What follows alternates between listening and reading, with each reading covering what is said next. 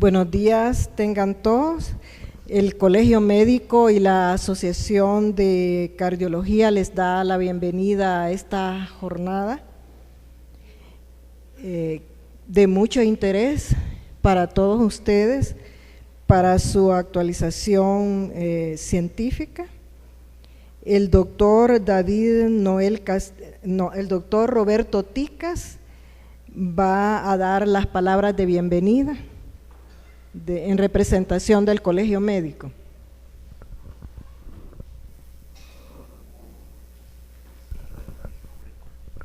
Buenos días, tengan ustedes una bienvenida.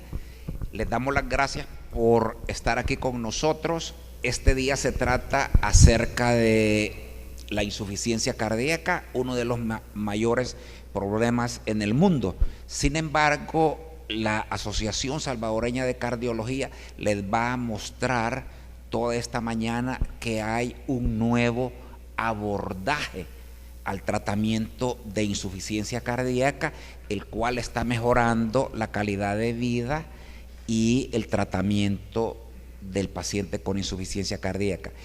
Actividades científicas del Colegio Médico se siente pues sumamente agradado por obtener siempre de cardiología ese empuje que ellos tienen para transmitirles a ustedes, que son nuestro principal vivero para que se hagan socios del Colegio Médico, transmitirles sus conocimientos. Muchas gracias por estar acá.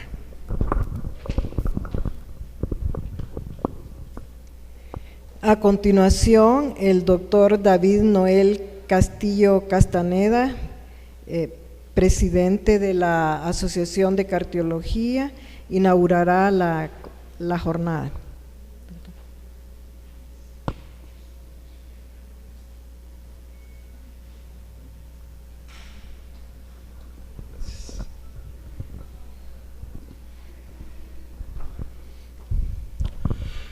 Buenos días, muchas gracias por asistir a esta convocatoria para esta jornada. Estamos en el marco de los 75 años de fundación del Colegio Médico y 50 años de la fundación de la Asociación Salvadoreña de Cardiología.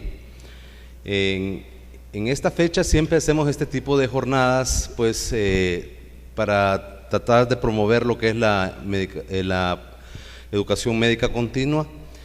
Y para ello pues llamamos a la gente pues que realmente es la primera que tiene contacto con nuestros pacientes. Generalmente cuando nosotros como médicos internistas o como cardiólogos recibimos ya a los pacientes cardiópatas, son pacientes que ya vienen con una enfermedad cardíaca avanzada.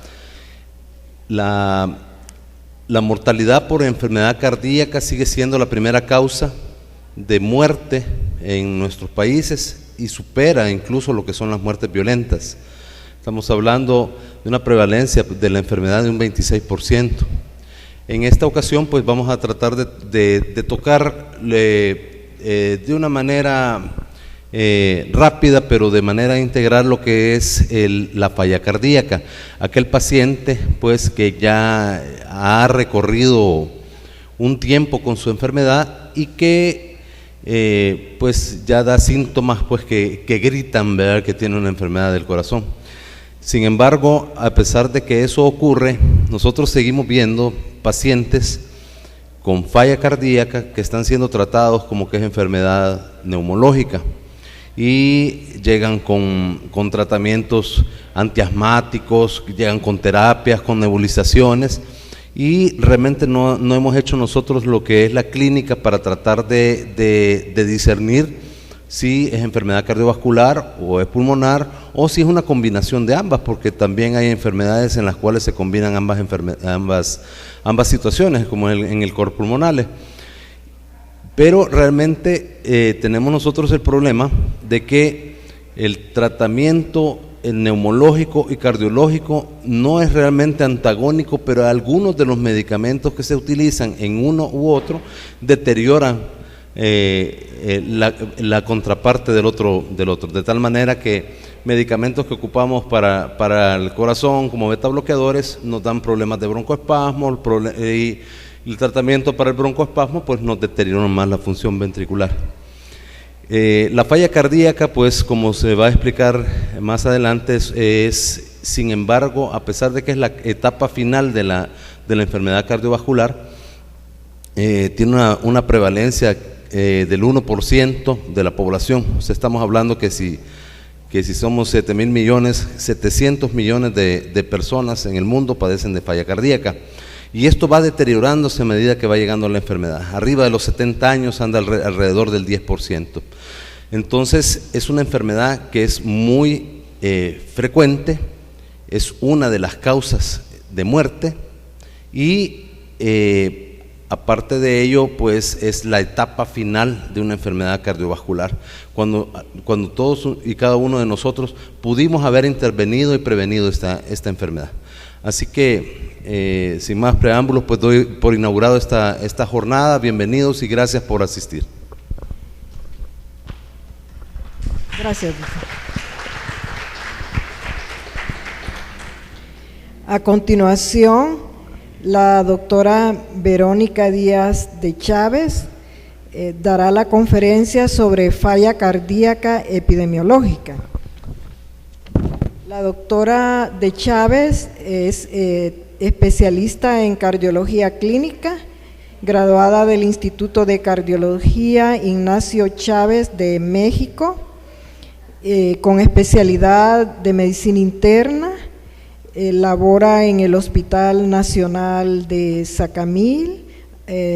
Su doctorado lo realizó en la Universidad Evangélica de El Salvador y, ella labora en el Hospital Nacional de Sacamil, docente, doctora, de la Universidad Evangélica, graduada de la Universidad Evangélica de El Salvador. Doctorado, dice, medicina en Universidad de El Salvador. Ok. Bueno, con ustedes la doctora Verónica Díaz del Valle de Chávez. Bueno, gracias. Sean bienvenidos todos a esta jornada que vamos a hablar acerca de falla cardíaca. Como ya el doctor les mencionaba, estamos actualmente, el día de mañana se celebra el día domingo, lo que es el Día Mundial del Corazón, una política que se inició en el 2002 por la World Heart Federation y en el cual en este año se ha establecido el lema de Mi corazón para tu corazón, hablando con nuestros pacientes y motivándoles a hacer una promesa de corazón para realmente cuidar su salud cardiovascular.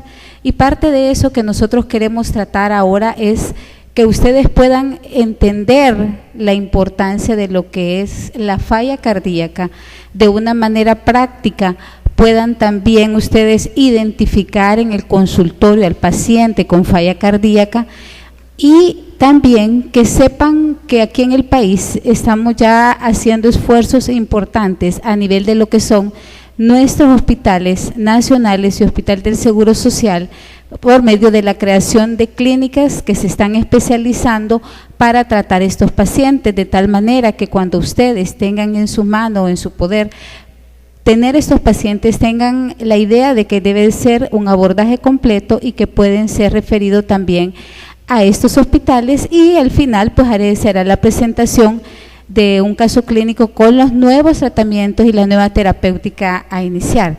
He querido esta mañana más que todo presentar algunos datos a ustedes en relación a falla cardíaca para que entendamos la dimensión realmente de esta enfermedad. Y vamos a hablar que obviamente no podemos dejar de decir nosotros que parte de las necesidades que nosotros estamos viendo en la atención de pacientes, el incremento en la enfermedad cardíaca, se debe a que estamos teniendo un mayor envejecimiento de la población. Podemos ver cómo nosotros, en relación al incremento de la enfermedad cardiovascular para el 2006, en esta encuesta se veía cómo realmente estaba construida la pirámide poblacional para el 2004, en el cual se veía que la mayor proporción de personas nosotros la veíamos entre los 30 a los 60 años, tanto en hombres como mujeres. Si bien es cierto que gracias a las nuevas tecnologías, a los nuevos tratamientos y a la forma de hacer diagnóstico y tratamiento, esto nos está permitiendo ver que los pacientes están muriendo más. Hay estudios que dicen que esto, debido a todo lo nuevo en tecnología que hay, intervencionismo en el área cardíaca, cirugías valvulares, ha permitido que los pacientes se ha incrementado 2 años más por cada década, y en 30 años se ha logrado aumentar la expectativa de vida en 6 años. Pero esto nos va a traer, como cada vez con consecuencia, que la forma de la pirámide poblacional va a cambiar, y que para el año 2050 la mayor cantidad de población nosotros la vamos a estar viendo entre 60 y 80 años, con una disminución muy importante en lo que es la natalidad. Ya en países europeos, en países asiáticos, y no vamos a dejar mentir, en nuestros países también de bajos y de medianos ingresos, la natalidad está disminuida, ¿verdad? Cuando uno ve a los pacientes en el consultorio, los señores le decía, ¿cuántos hijos tiene, señora? ¿Verdad? 14, gracias, 14, 9, 10 hijos. ¿Y usted cuántos hijos tiene, doctora?, me dijo una paciente. 2. Ay, qué inútil, doctora, me dijo la paciente. ¿Por qué? Porque realmente, no me van a dejar mentir, que esa era la natalidad anteriormente, y ahora estamos teniendo 1 o 2 hijos por familia, y eso es igual en Europa. Entonces, ¿a qué nos va a llevar a traer? A que es cierto que vamos a vivir más, van a haber menos jóvenes, pero vamos a tener más enfermos. Y obviamente que estos enfermos, ¿verdad?, también nos va a llevar a una mayor morbi y una mortalidad. La insuficiencia cardíaca se le ha dado de llamar el cáncer del corazón.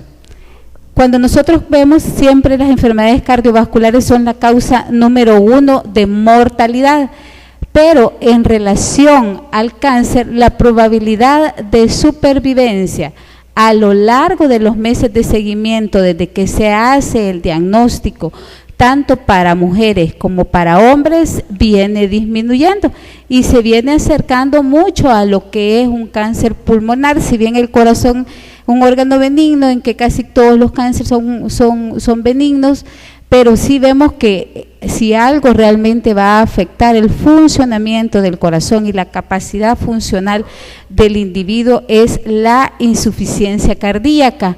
Entonces podemos decir nosotros que ante la insuficiencia cardíaca nosotros estamos peleando la batalla, pero realmente no estamos ganando la guerra, ya que 21 millones de adultos en Estados Unidos y en la Unión Europea están viviendo con insuficiencia cardíaca, y se espera que esta cifra vaya en aumento, pues ya lo veíamos, por una población más añosa, porque están aumentando los factores de riesgo que condicionan la insuficiencia cardíaca, la hipertensión, la obesidad, el sedentarismo, y porque es cierto, los pacientes están viviendo más después de un primer episodio cardíaco, de un infarto, pero se quedan con sus secuelas o sus complicaciones número 1 de la insuficiencia cardíaca.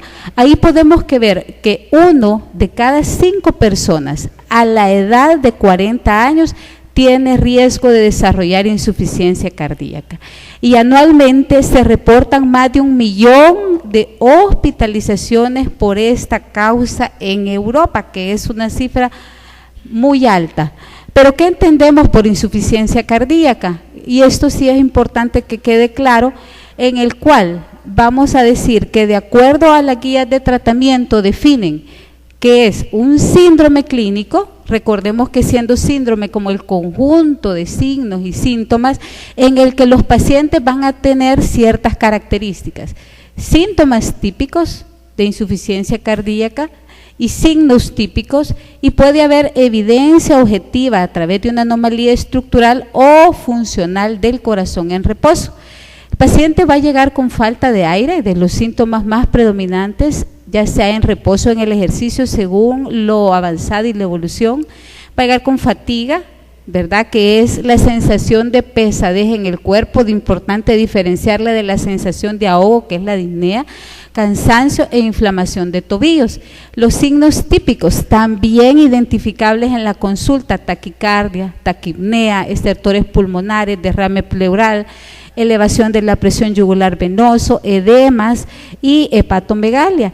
Y podemos tener evidencia objetiva de una anomalía estructural en el corazón a través de los estudios, como cardiomegalia en una radiografía, escuchar un tercer sonido, soplos cardíacos, anormalidades electrocardiográficas y hoy muy importante y de lo que se les va a hablar, las concentraciones elevadas de pépticos natriuréticos.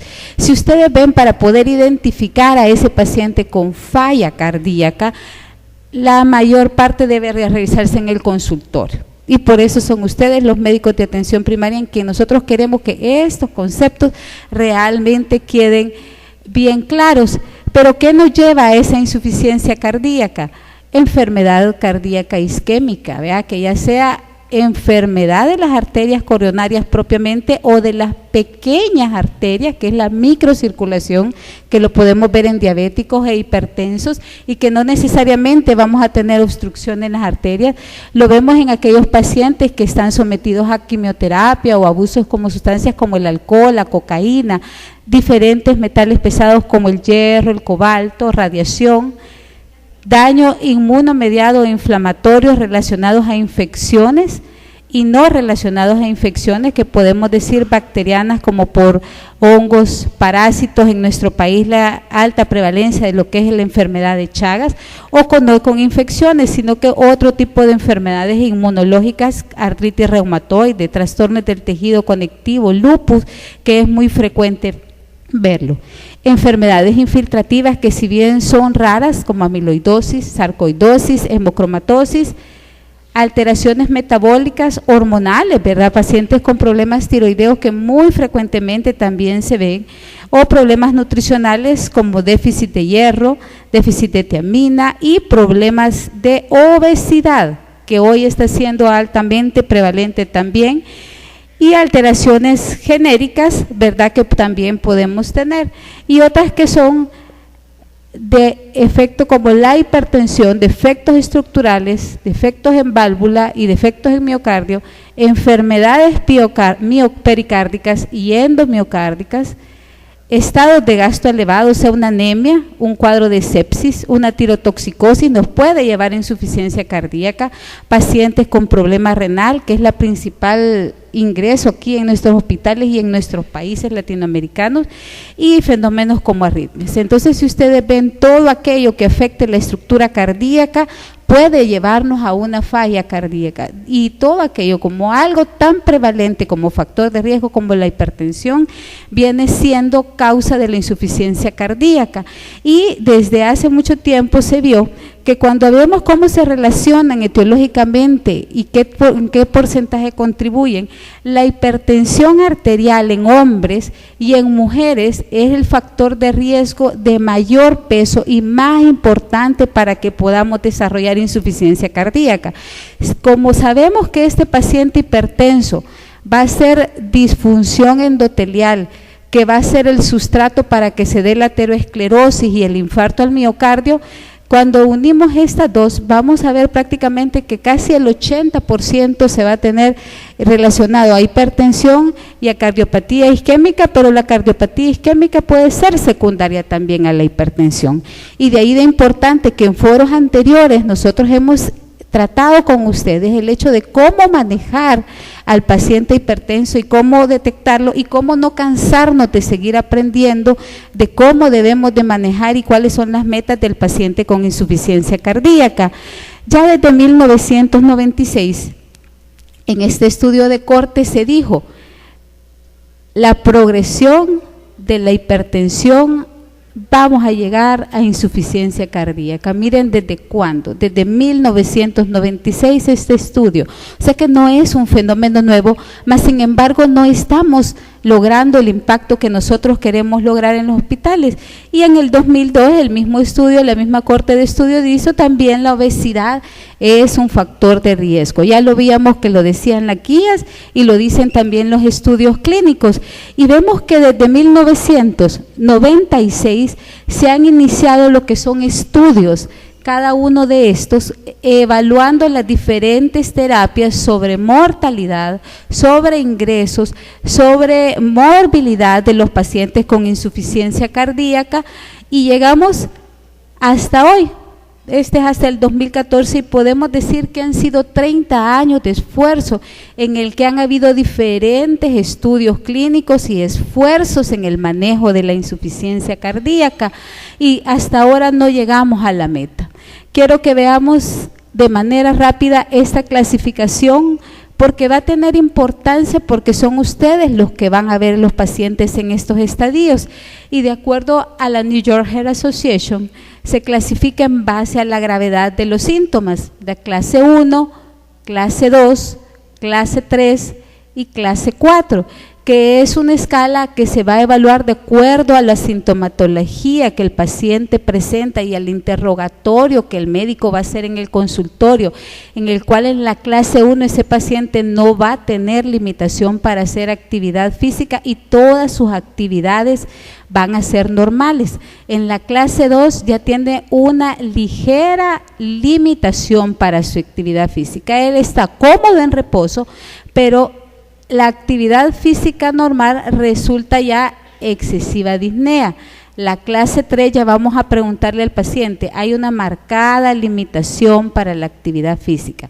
Él sigue estando en reposo, pero si adquiere limitada, en la clase 3 ya es marcada. Y si bien una actividad física menor que lo normal, una caminata ligera, resulta en excesiva disnea, fatiga y palpitaciones, ese paciente ya está en clase 3. Y en clase 4 hay incapacidad para mantener actividad física sin que él tenga síntomas. Inclusive se manifiestan síntomas en reposo y aún cuando el paciente esté afectado. Muy importante, porque parte de esto lo van a ver ustedes en su consultorio y de acuerdo a eso van a clasificar al paciente. Pero tenemos la clasificación de acuerdo a los cambios estructurales y esta es importante. ¿Por qué es importante esta? Porque desde el estadio temprano en el cual el paciente no tiene un daño estructural al corazón ni tampoco funcionales, no tiene signos, no tiene síntomas, pero está en el riesgo de desarrollar insuficiencia cardíaca. Y ya vamos a ver al final cómo realmente las guías de manejo actualmente le están dando importancia a lo que es este estadio, porque es aquí donde nosotros, médicos de choque que estamos en nuestros consultorios, podemos hacer disminuir lo que es la prevalencia de la insuficiencia cardíaca. Si vamos a un estadio B, pues ya puede haber una alteración estructural que se relaciona de una manera fuerte con el desarrollo. No van a haber signos, no van a haber síntomas, pero van a ver aquel paciente hipertenso que llega una vez, 2 veces, 3 veces y el paciente no le baja la presión. Y que si probablemente le vemos nosotros que ese paciente en el electrocardiograma tiene datos o la radiografía de crecimiento del corazón o de hipertrofia, quiere decir que ese paciente ya tiene un estadio B, pero todavía no ha desarrollado síntomas y tenemos que darle importancia también a este síntoma. Tristemente, cuando ya pasamos a los estadios C y D, una forma sintomática, ya aquí desarrolló síntomas con un daño estructural, ya se combinan las dos, y el estadio D, el más grave. Pero esto es un proceso que, como yo les decía, se adaptó de un continuum para el desarrollo de la insuficiencia, en el que si bien lo importante, aquí están reflejados cada uno de los estadios: A, sin síntomas y daño estructural; B, daño estructural, pero el paciente no desarrolló síntomas, empezamos los síntomas y empeoró los síntomas, para que al final su estado que ustedes ven aquí, hipertenso, diabético, obeso o el paciente anciano, no se cuidó su hipertensión y pasó por todos esos estadios, llegando finalmente a lo que es la muerte. Y por eso es la importancia de correlacionarlo por el continuum y por saber la importancia de la intervención, Porque si van a tener un paciente con corazón normal, lo que pasa es, esto es lo que pasa en el paciente hipertrófico. Un gran volumen de una masa cardíaca que dificulta el llenado, y que este es el que decíamos que está en un estadio B, es el estadio A, el estadio B, inicia el C y termina en el estadio D, en el que el paciente ya se dilató, a través de que desde aquí empezaron a surgir una serie de mecanismos neurales y hormonales que nos van a llevar a este estadio si nosotros no intervenimos a tiempo y adecuadamente en el paciente. Entonces, ¿cómo es la evolución de este paciente? Y de acuerdo a esa evolución van a ver qué probabilidad tiene el paciente de mortalidad. El paciente y su supervivencia. Aquí tenemos no síntomas, hablábamos de los pacientes con factores de riesgo, hipertenso, cardiopatía isquémica, una miocardiopatía dilatada y otros, pero ese paciente ya tiene un 5 a un 10% de probabilidad de morir por insuficiencia cardíaca. Entonces, de cada 100, uno se le va a morir. Ese hipertenso en el consultorio, si vieron en la unidad de salud 100 pacientes en la semana, sepan que uno de esos se va a morir por insuficiencia cardíaca. Empezaron los mecanismos a activarse neuromorales con disfunción ventricular ya, y ese paciente ya empezó con síntomas y ya tiene una probabilidad de iniciar con síntomas leves su primer ingreso, y ahí tiene una probabilidad de mortalidad del 20%. Vean cómo realmente se va incrementando de una manera importante. Y si bien ese paciente no tiene arritmias porque es hipertrófico, puede llegar a tener muerte súbita, pero puede también presentar varios episodios de estabilidad, descenso, y empezar a tener múltiples ingresos, en que cuando el paciente llega a esa etapa, como vimos esos corazones dilatados, la probabilidad de muerte del 30 al 80%. Entonces, es importante entender que la insuficiencia cardíaca es una condición compleja, deteriorante, activada por desequilibrio neuromoral, y que conduce a un empeoramiento, y que ese paciente no se va a quedar ahí, va a progresar la enfermedad y va a estar marcada por episodios agudos desde que el paciente inicia, produciendo resultados deficientes en el paciente. Y esta es una manera de cómo se representa, cómo puede evolucionar ese paciente con falla cardíaca. Puede presentar tempranamente un episodio agudo y tener una hospitalización, y luego empezar a tener más, en el cual la mortalidad es 20 al 30%, y hasta el final que el paciente casi reingresa prácticamente cada mes o cada 15 días. Sin ánimo de ser demasiado trágica, pensemos que cada vez que el paciente tiene un episodio de insuficiencia cardíaca, la muerte está visitando al paciente. Vemos un paciente obeso en reposo que se ve que se acaba de levantar, probablemente no soportó los síntomas de insuficiencia cardíaca, pero es la realidad a lo que se está enfrentando ese paciente. Entonces podemos decir que la insuficiencia cardíaca, vamos a ver, tiene una elevada incidencia, tiene una elevada prevalencia, tiene una elevada morbimortalidad y tiene costos elevados en salud.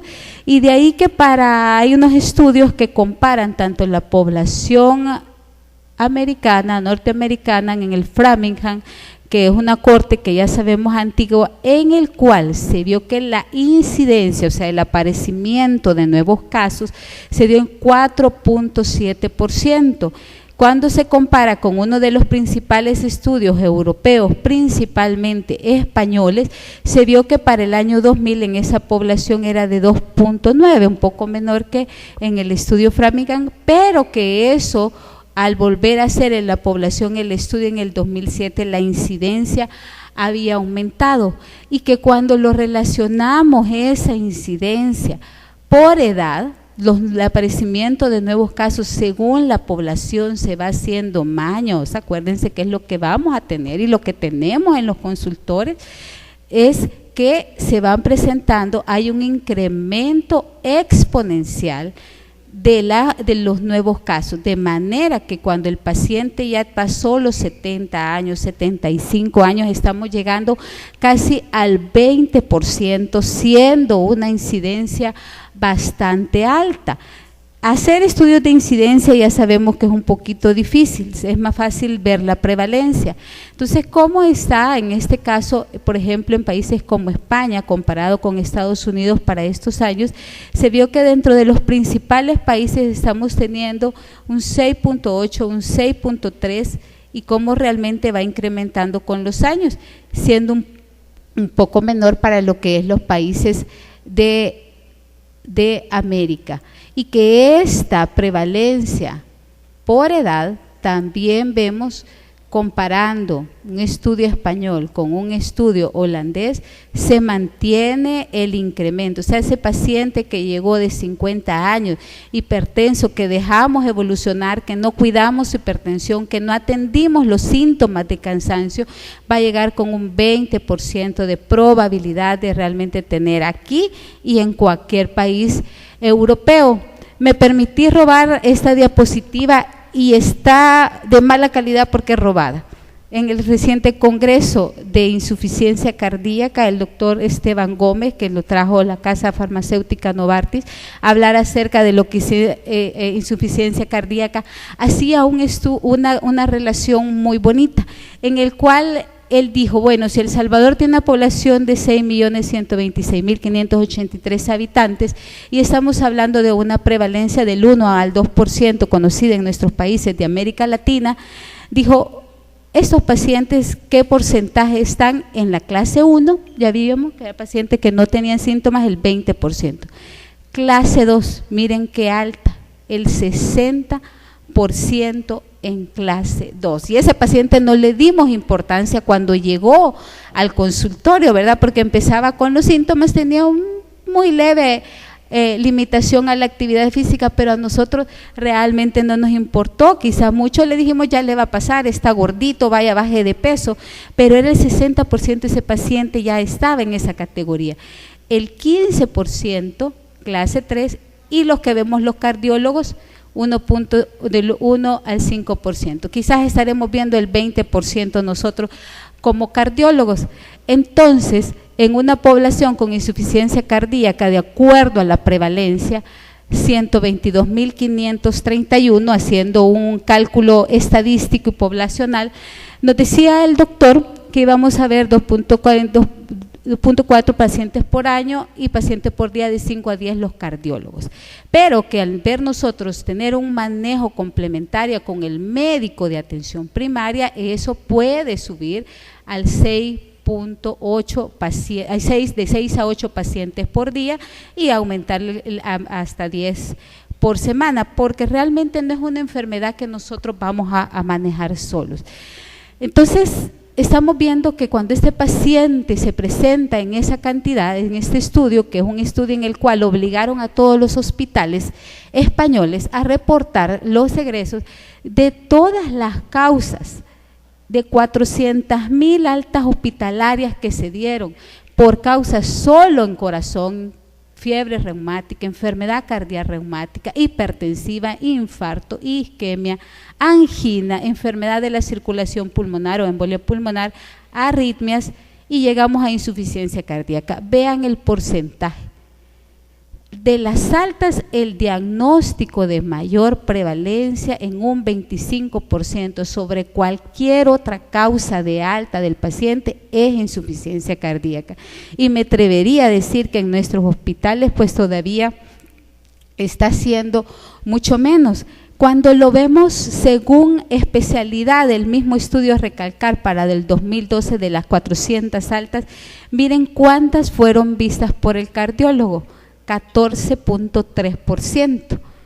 ¿Cuántos fueron vistas por medicina interna? El 50% de las altas la vio medicina interna, no lo vimos los cardiólogos, y en atención primaria casi un 15 o un 20%. En emergencia, si bien la prevalencia o el diagnóstico fue menor, pero cuando hacemos la proporción de insuficiencia cardíaca en relación al otro, era el 60% de los ingresos. Entonces estamos viendo una enfermedad muy prevalente que no está siendo alcanzada a manejar por los especialistas. Ese paciente que se fue de alta, ¿cuál es la triste historia? Que de acuerdo a los episodios que vimos, y si no tuvo manejo integral agudo, tiene la probabilidad de estar reingresando, el 10% reingresa un mes, el 19, casi 20% va a reingresar a los 3 meses, y 1 de cada 3 pacientes, o sea el 33% de los que se dio en alta por lo menos va a reingresar al año. Entonces la tasa de rehospitalizaciones por insuficiencia cardíaca continúa siendo alta, de ahí que les decíamos estamos perdiendo la guerra, estamos peleando la batalla pero no estamos alcanzando. Entonces el 44% de los pacientes con insuficiencia cardíaca que fueron hospitalizados en Europa serán rehospitalizados por lo menos una vez. Ahí habíamos dicho 33%, vemos en Europa 44%. Entonces resulta aún más alarmante el riesgo de mortalidad porque en cada rehospitalización vimos que era una visita de la muerte. Entonces es donde nosotros tenemos que actuar. La mortalidad, vimos que el 60% se ven en clase 2. Entonces, en la clase 2, 12% se va a morir por insuficiencia cardíaca. En la clase 3, 26%. Ay, ¿qué hice? Ahí, gracias. Y en la clase 4, el 56%. Este es el porcentaje de muerte súbita, está en blanco y no lo pude cambiar. 52%, 56%, 48%. Esta es muerte súbita. Insuficiencia cardíaca. Entonces vemos cómo el riesgo de mortalidad de las clases funcionales, desde el que el paciente llegó con muy leves síntomas, muy limitada actividad, está siendo alta, principalmente por muerte súbita. La roja es por insuficiencia propiamente cardíaca, pero cómo incrementa cuando la clase funcional o cuando ya el paciente, sepan que si ese paciente no durmió en la noche, se estuvo ahogando, no toleró estar ese paciente en su cama, ese paciente que está en clase funcional 4, su mortalidad pues obviamente es alta, llegando al 20%. Y de los que se mueren, pues se morían más, miren a dónde, geriatría, por lo añosos, 9/5 luego medicina interna, y los cardiólogos alcanzábamos a ver el 6.4%. Entonces, la muerte súbita es la causa más frecuente de mortalidad cardiovascular en los pacientes con falla cardíaca sistólica, 45% por muerte súbita. Y aún podemos concluir que aquellos pacientes que consideran asintomáticos clase 1 o ligeramente sintomáticos clase 2 están en riesgo de morir con un 34% y con un 42 a un 44% si ya pasaban a la clase 3 o clase 4. Algo que lo pudimos establecer en la clínica porque es algo que se saca a la clase funcional de acuerdo a como le preguntamos nosotros en el paciente. Entonces, si bien tenemos que hay un aumento de los casos de insuficiencia cardíaca, el avance en los tratamientos está reduciendo la mortalidad, ya lo dice allá al final uno de los medicamentos de la casa que nos está favoreciendo, hay 20% en reducción de muerte, o sea, las terapias, los nuevos tratamientos nos están ayudando a reducir la mortalidad, pero nos está aumentando la prevalencia, nos están aumentando los casos y esto está significando también altos costos en salud. Me decía una paciente, mire doctora, después de que le expliqué, mire el peso, mire cada vez va a venir más frecuente, mire, ay sí doctora, pero eso es bueno porque van a ganar más los médicos, me dijo así la señora. Se encuentra de todo uno en la consulta, ¿ve? Y con eso me imagino que ustedes también, pero cuando se distribuye el porcentaje de gastos, hay el 73% de gastos hospitalarios, en casa 10%, medicamentos 10%, médicos 7%. Entonces son altos ingresos, costos hospitalarios para los sistemas de salud, que son un sistema de salud socialista en el cual el paciente obtiene todo del hospital, pues obviamente significa una alta carga el hecho que el 2/3 de todos sus costos son generados por las rehospitalizaciones Entonces, cuando nosotros tratamos bien a un paciente, cuando nosotros disminuimos sus síntomas, cuando disminuimos sus ingresos, estamos logrando disminuir también la probabilidad que ese paciente llegue al hospital y estamos disminuyendo los costos de atención en salud aquí y en cualquier país. Para el 2012 el costo mundial de la insuficiencia cardíaca se acercó a los 108 billones de dólares. Entonces estamos tenemos una prevalencia e incidencia creciente. Hay, debido al envejecimiento de la población, que los nuevos tratamientos nos están haciendo que haya reducción de la mortalidad de las cardiopatías, aumentando la supervivencia, ¿verdad?, debido a los grandes tratamientos que están surgiendo, pero que obviamente están incrementando los ingresos hospitalarios, llegando a ser hasta más del 70% en personas mayores de 65 años. Aumento de los reingresos de un 25 a un 60% en los 6 primeros meses después que se fue de alta un paciente. Ingresos más largos, se dice que el ingreso por insuficiencia cardíaca son los pacientes que más días permanecen en el hospital y ya vimos con un costo económico de un 2% de todos los costos hospitalarios. Si bien es cierto que la mejoría del pronóstico se puede ver por los avances terapéuticos, aunque menos de lo esperado, de acuerdo a los resultados clínicos, debido en buena parte a la infrautilización de los tratamientos. ¿Por qué?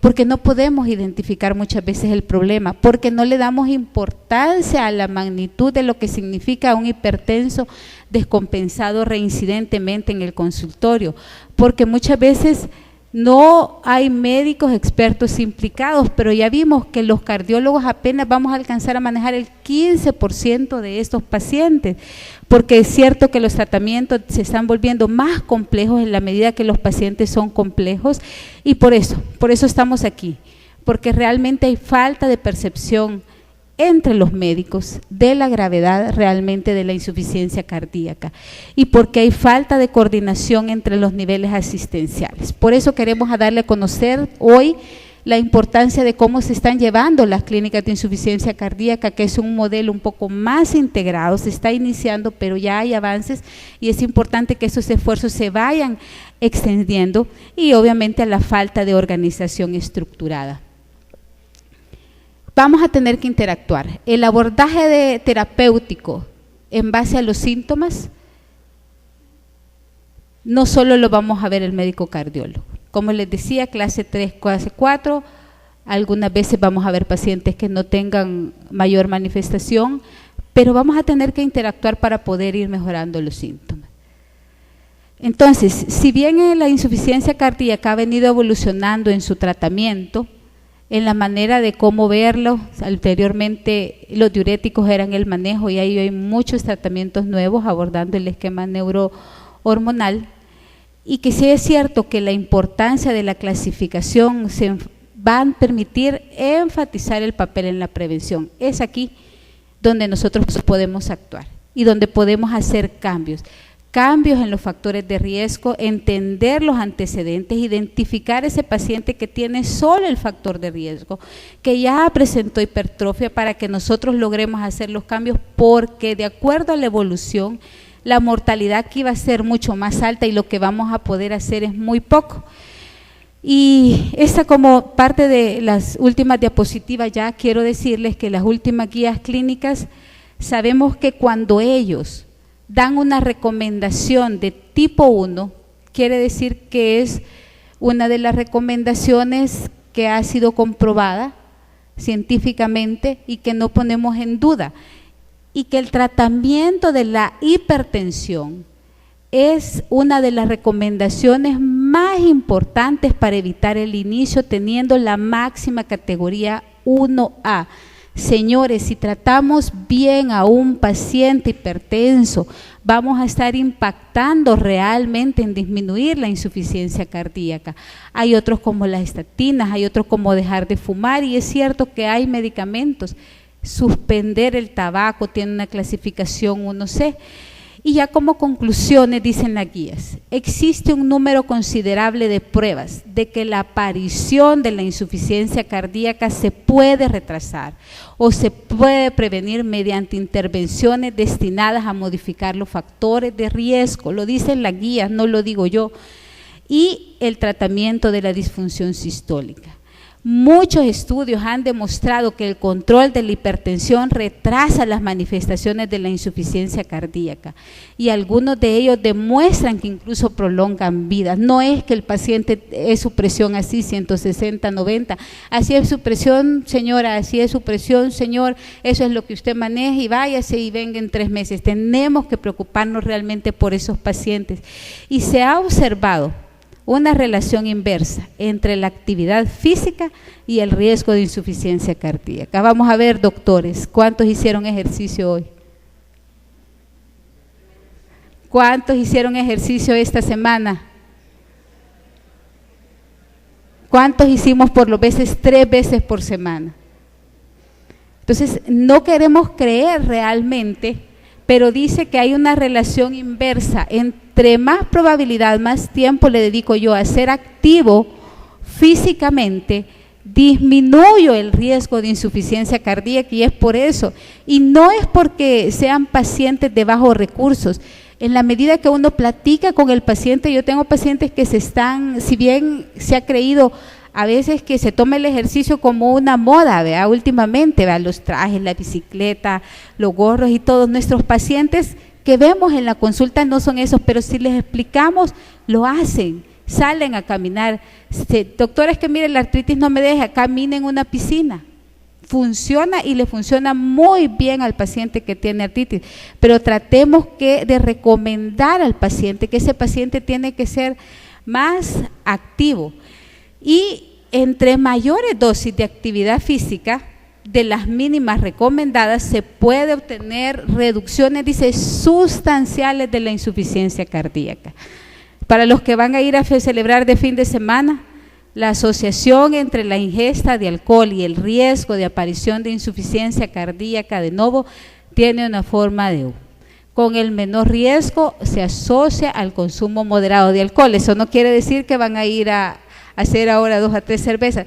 La recomendación, vea, obviamente ya más o menos tenemos, no es que me voy a tomar todo lo de la semana esta semana, ¿verdad? Hay estudios que dicen que el vino consumido de manera regular, el que no consume nada como el que consume el montón no le sirve, o sea, de manera regular es el que puede tener algún efecto en la prevención. Pero los objetivos de tratamiento para el paciente, óigame, son mejorar el estado clínico, mejorar la capacidad que tenga ese paciente de funcionar en su entorno, la calidad de vida que pueda tener, que ese paciente siga siendo independiente para desarrollar las actividades, prevenir las hospitalizaciones y al final reducir la mortalidad. Entonces vemos que tenemos que actuar en identificar ese paciente, conocer la gran mayoría de hipertensos, vimos los diabéticos, los pacientes renales, pacientes que están teniendo tratamiento con cáncer, pacientes anémicos, van a terminar en insuficiencia cardíaca si nosotros no hacemos. Y vimos que con solo que nosotros impactemos en la hipertensión arterial, casi un 60 o 70% de prevención. El ejercicio funciona realmente y las medidas pueden llegar a disminuir la prevalencia a la par de los excelentes tratamientos que estamos teniendo ahora. Así que he hecho una revisión y he querido recalcar un poquito la importancia. No somos los cardiólogos, nosotros somos 80 cardiólogos en el país. No alcanzamos a ver, yo creo que no veríamos ni el 15%, ya vieron la relación que el doctor nos puso ahí, un excelente ejercicio como salvadoreño. Necesitamos la coordinación, necesitamos que ustedes como médicos de atención primaria estén cada vez conociendo y entendiendo bien, y pues lo felicito por venir a esta jornada, porque parte de la importancia en cómo ustedes van a ir creciendo en el abordaje de estos pacientes, al final, al tratar buen paciente, van a ser excelentes médicos. Gracias por su atención.